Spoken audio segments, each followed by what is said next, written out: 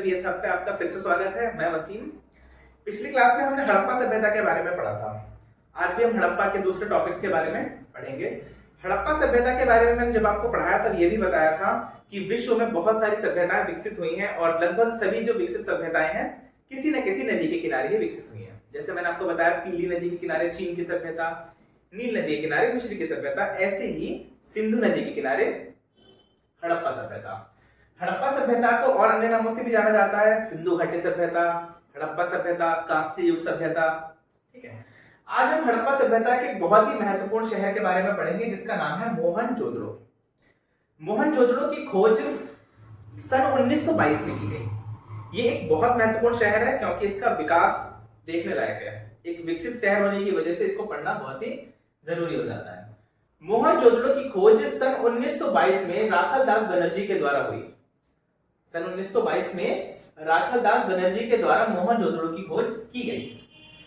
इसे और कई नामों से जाना जाता है, जैसे मैंने आपको बताया सिंधु घाटी सभ्यता, हड़प्पा सभ्यता, हड़प्पा के नाम हैं। ऐसे ही मोहनजोदड़ो के भी कई नाम हैं, जैसे प्रेतों का टीला, इसे प्रेतों का टीला भी कहते हैं, दुर्ग टीला भी कहते हैं, मृतकों का टीला भी कहते हैं। तो ऐसे कई नामों से भी हम मोहनजोदड़ो को जानते हैं। हमें हड़प्पा से कई सारी मोहरें भी मिली हैं, तो हम उन मोहरों के बारे में भी विस्तार से जानेंगे। तो एक मोहर मिली है हमें पशुपति शिव की। सबसे पहली मोहर जो आप देख सकते हैं पशुपति शिव की मिली है। तो पशुपति शिव की मोहर में पशुपति हैं, उनके इर्द गिर्द कुछ जानवरों के चित्र मिले हैं, जैसे मछली, गेंडा और भैंस के चित्र मिले हैं। तरफ दूसरी तरफ उनके घड़ियाल, बाघ और हाथी के चित्र मिले हैं। तो इसी मोहर को हमने पशुपति शिव की मोहर भी कहा है। इसके अलावा हमें कुबड़ वाला बैल मिला है। कुबड़ वाले बैल की मोहर मिली है। एक मोहर है जिसके ऊपर कुबड़ वाला बैल का चित्र बना हुआ है। तीसरी मोहर की बात हम करें तो हमें आधा स्टारफिश और आधा बाघ वाली मोहर मिली है, जिसमें आधा स्टारफिश बना हुआ है और आधा बाघ बना हुआ है। अगर हम एक और मोहर की बात करें तो आधा बाघ आधा मनुष्य का शरीर है, तो आधा बाघ आधा मनुष्य की मोहर भी हमें मोहनजोदड़ो से प्राप्त हुई है। 3 सिर वाला हिरण भी हमें मोहनजोदड़ो से मिला है और स्वास्तिक वाली मोहर भी मिली है। स्वास्तिक का निशान तो आप सभी जानते होंगे, तो स्वास्तिक वाली मोहर भी हमें यहाँ से प्राप्त हुई है। अभी एक सुव्यवस्थित नगर था, तो जाहिर सी बात है कि वहां पर और चीजें भी होंगी, जैसे वहां पर एक विशाल अन्न भंडार मिला है। अन्न भंडार, वहां पर वो लोग अपना अन्न इकट्ठा करके रखते थे आने वाले समय के लिए, या फिर उस समय के लिए भी कह सकते हैं कि अब कभी अकाल पड़ जाए, सूखा पड़ जाए, तो ऐसी व्यवस्थाओं से बचने के लिए, ऐसी समस्याओं से बचने के लिए उन लोगों ने विशाल अन्न भंडार बना रखे थे। वहां पर एक विशाल स्नान घर भी मिला है। तो विशाल स्नान घर का प्रयोग वो लोग धर्म अनुष्ठानिक कार्यों से पहले करते थे। तो इसके अलावा पुरोहित का आवास मिला है वहां पर। सेलखड़ी से निर्मित एक व्यक्ति का धड़ मिला है, सर नहीं है, सिर्फ धड़ मिला है हमें वहां से। सेलखड़ी वहां की कीमती पत्थरों में से एक है।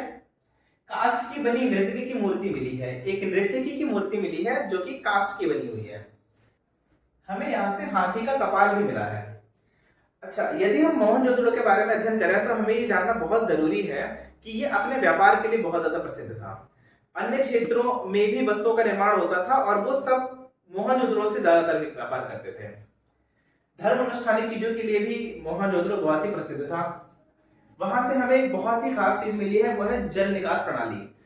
अगर हम पूरे हड़प्पा की बात करें तो हड़प्पा में जल निकास प्रणाली एक महत्वपूर्ण स्थान है। जल निकास प्रणाली का एक महत्वपूर्ण स्थान है। जल निकास प्रणाली वहां की ग्रिड पद्धति के द्वारा बनाई गई थी। ग्रिड पद्धति में क्या था कि पहले घरों, फिर नालियों और फिर सड़कों का निर्माण किया गया था सुनियोजित तरीके से। ठीक है, और ये जो नालियां थी एक दूसरे को ग्रिड पद्धति में यानी कि समकोण में काटती थी। ये इन नालियों की खास बात थी। मैं उम्मीद करता हूं कि आप लोगों को मोहनजोदड़ो समझ में आ गया होगा। तो अब हम आगे बढ़ते हैं धोलावीरा के ऊपर। धोलावीरा हड़प्पा का एक और महत्वपूर्ण स्थान है। धोलावीरा की खोज 1967-68 में रविंद्र सिंह बिष्ट के द्वारा की गई थी। 1967-68 में रविंद्र सिंह बिष्ट के द्वारा धोलावीरा की खोज की गई थी। यहाँ पर बहुत सारी चीजें प्राप्त हुई हैं। यहाँ तोलने वाले बाट मिले हैं, बट्टे जिनसे हम वजन तोलने का काम करते हैं, वो मिले हैं। 2, 4, 8 ये सारा वजन का वेट है उनका, और ये चर्ट नामक पत्थर से बनाए जाते थे। पॉलिशदार सफेद पत्थर मिले हैं हमें यहाँ से, और सिंधु लिपि के 10 बड़े अक्षर मिले हैं। सिंधु लिपि को हम आज तक पढ़ नहीं पाए हैं क्योंकि उसके अंदर अक्षरों की संख्या बहुत अधिक है जिनको हम समझने में अब तक असमर्थ रहे हैं। तो यहाँ से हमें सिंधु लिपि के 10 बड़े अक्षरों के बारे में पता चला है।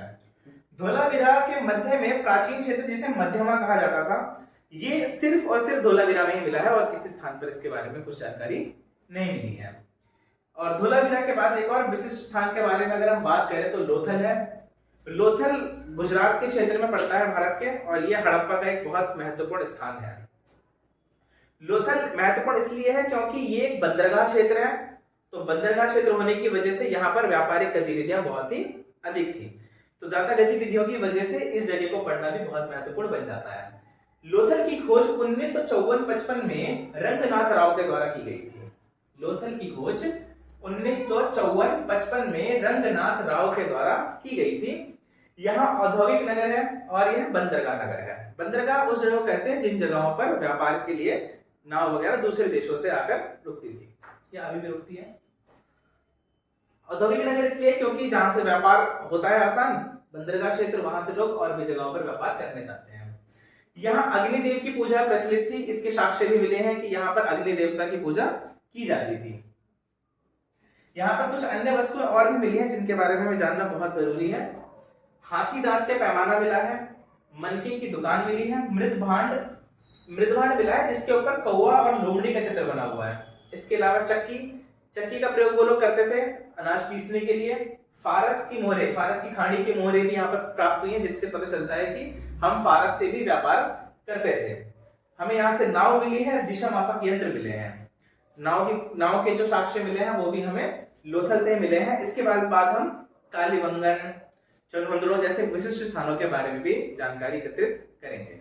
दोस्तों, अगर आपको मेरी आज की वीडियो पसंद आई हो तो मेरे चैनल को सब्सक्राइब करें, वीडियो को लाइक करें और कमेंट बॉक्स में अपने डाउट्स क्लियर करें और ज्यादा से ज्यादा लोगों को शेयर करें।